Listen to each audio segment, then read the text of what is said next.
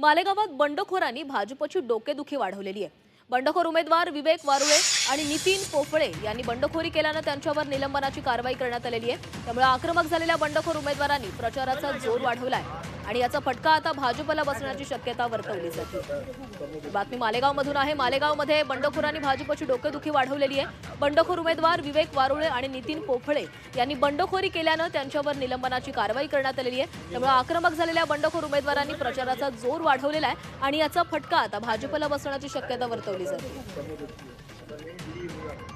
दीड महिन्यापूर्वी पक्षप्रवेश केला नेत्यांनी, ज्या नेत्यांचा उबाटामध्ये एका नेत्याचा उमेदवारी आमदारकी होती, दुसऱ्या पक्षाचा उमेदवार आमदारकीसाठी उभा होता आणि ते भारतीय जनता पार्टीमध्ये प्रवेश करतात आणि ते ठरवतात की तिकीट कोणाला देऊ।